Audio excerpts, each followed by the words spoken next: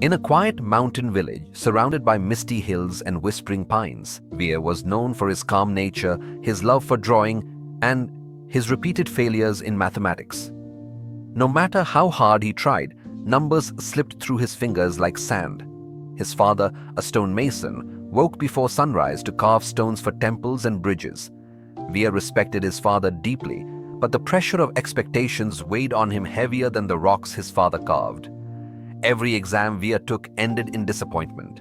Each red mark on his papers felt like a stamp of worthlessness, and with every failure, his confidence crumbled, brick by brick.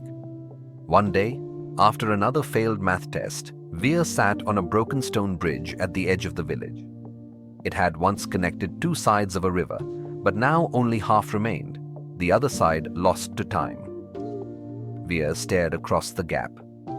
It felt like a perfect reflection of his life, stuck, broken, and unfinished. Just then, his father appeared behind him. He sat down beside Veer, wiped his hands with a cloth, and asked gently, "What are you looking at, son?" Veer shook his head.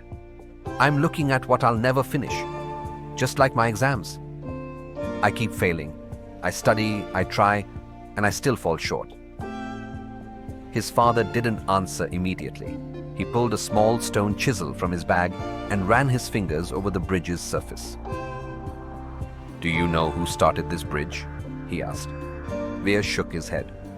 "Me, 20 years ago.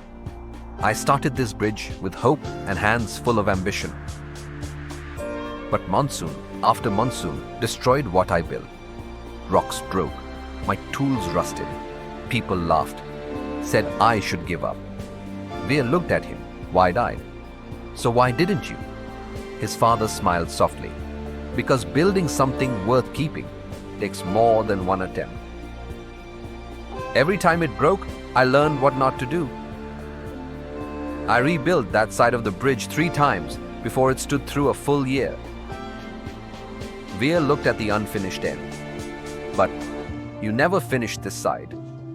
His father nodded, placing a calloused hand on Veer's shoulder. "I was waiting for someone stronger to help me finish it. Someone who knows how failure feels and chooses to build anyway." The wind blew gently. Veer sat in silence. The bridge under him felt different now, not a symbol of failure, but of patience and of a future still under construction. That night, Veer lit a small lamp in his room.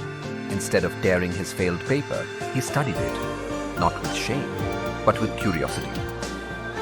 Why did I get this wrong? What can I try next time? He began drawing formulas next to sketches. He made mistakes and wrote why next to each one.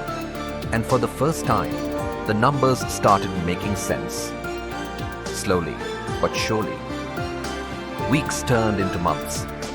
The next time exam results came, Veer didn't top the class, but he passed, and for him, that was enough. He ran home, not just to share the mark, but to share the mindset. He and his father returned to the broken bridge. Together, they laid the first new stone. Moral of the story: failure isn't the end of the bridge, it's the blueprint for the next stone. You're not defined by what you couldn't do once, but by what you're willing to try again.